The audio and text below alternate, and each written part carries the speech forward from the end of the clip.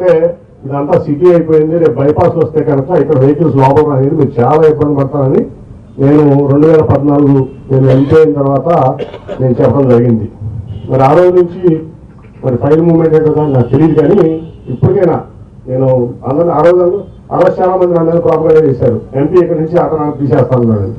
నేను చెప్పింది ఏంటంటే ఈ ఆటనాడు ఇట్లాగే ఉంటుంది, కానీ మీరు ముందు చూపుగా అటు కొంత ఇటు కొంత చేసుకోకపోతే ఇబ్బంది పడతారని చెప్పి నేను చెప్పాను. అట్లాగే ఆ తర్వాత కానూరు ఆటనాడు పెట్టినప్పుడు కూడా అక్కడ కొంత ఇక్కడ తర్వాత కానూరులో ఆటనాడు పెట్టినప్పుడు దానికి నెహ్రూ గారు చాలా హెల్ప్ చేశారు ఆటనాడుకి, జవహర్లాల్ నెహ్రూ గారు.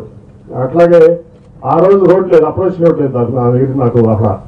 అప్పుడు మన సూర్యమేస్త్రి గారు అందరూ ఉన్నారు, అప్పుడు దివాకర్ గారు, శివమేస్త్రి గారు, మన శివప్రసాద్ గారు అందరూ వస్తే నా సొంత స్థలం నుంచి ఇప్పుడు 90 ముందు ఉంది స్థలం, 2 ఎకరాలు నేను బాండ్ కూడా తీసుకోకుండా రాసిచ్చాను ఆటోనగర్కి.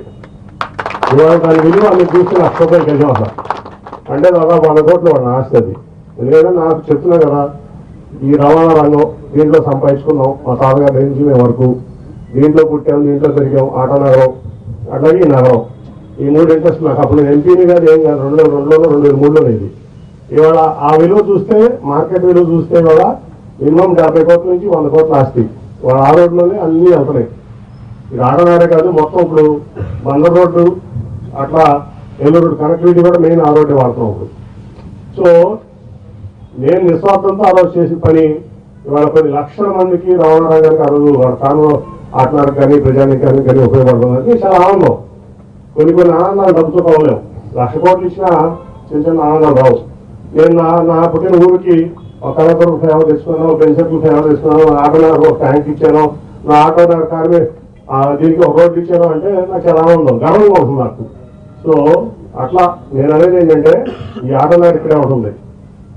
కాకపోతే మీరు వెంటనే అవినాష్ సమర్థుడు, మంచి వాళ్ళు చాలా మంది ఉంటారు, సమర్థత కూడా కావాలి.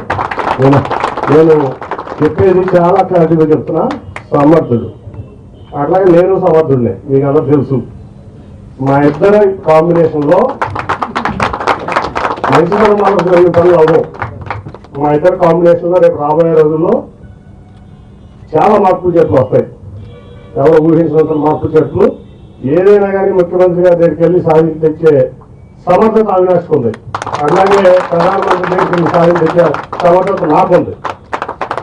నేను చూశాను మధ్యకాలంలో మహానాడు రోడ్డు చుట్టుపక్కల తిరుగుతాయి, అన్ని రోడ్లు వేస్తారు పేమెంట్తో సహా.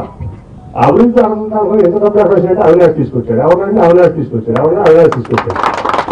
రోజు మా రామోజీ మన అప్రోచ్ రోడ్ బాగా మహానాడు రోడ్ మన ఆఫీస్కి వెళ్ళే రోడ్డు అంటే అవినాష్ దగ్గరికి వెళ్ళాలి, అన్నెండు గడుగుతాం అంటే అవినాష్ వేయించాడు రోడ్డు. నేను తెలుగుదేశం ఇప్పుడు నగరంలో తెలుగుదేశం పార్టీలో ఉన్నాను అనుకోండి, మరి అవినాష్ వేయించాడు. నా ఆఫీస్కి వెళ్ళే రోడ్డు మా రామోజీకి అవినాష్ వేయించాడు. సో మంచితనం డౌట్లేదు, మంచిగా ఉండాలి.